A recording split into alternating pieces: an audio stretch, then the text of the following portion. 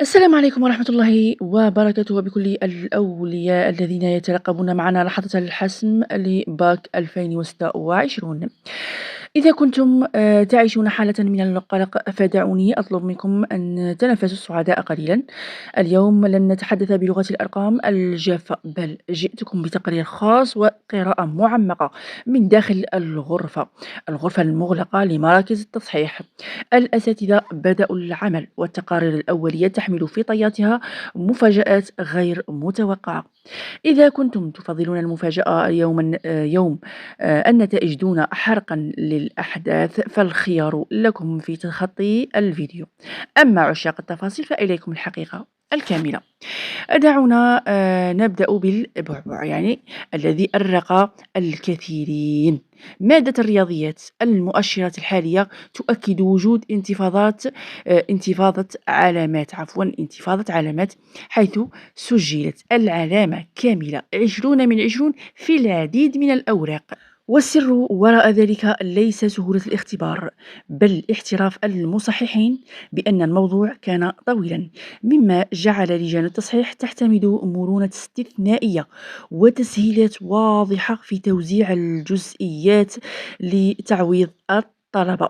هذا الأمر انعكس إيجابا على فئة عريضة من الطلاب لتتموقع علاماتهم بين 13 و 18 من 20، وهو ما يمثل طوق نجاة حقيقي لرفع المعدل العام، حتى لو كانت هناك فجوات في لغات أجنبية.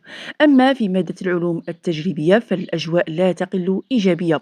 شعار المصححين هناك هو الإنصاف التام. كل تلميذ امتلك منهجية تقارب الحل نال حقه دون نقصان، وتوج ذلك بعلامات قاربت النخبة من 18 و 19 ونص بالطبع.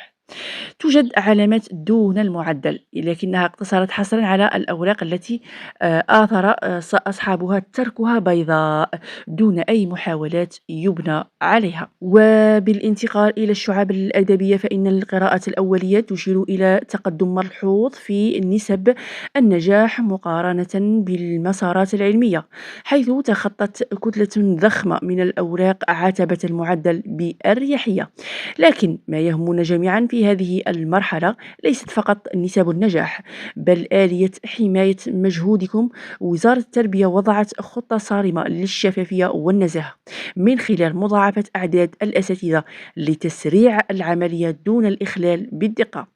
هل تعلمون أن بعض الأوراق التي صنفت بالخط الرديء مرت على 4 مصححين، بل ووصلت أحيانا إلى مصحح خامس؟ الهدف واحد: ألا يضيع مجهود سنة كاملة بسبب عدم وضوح الكلمات، فالورقة في النهاية مرآة لتعبكم.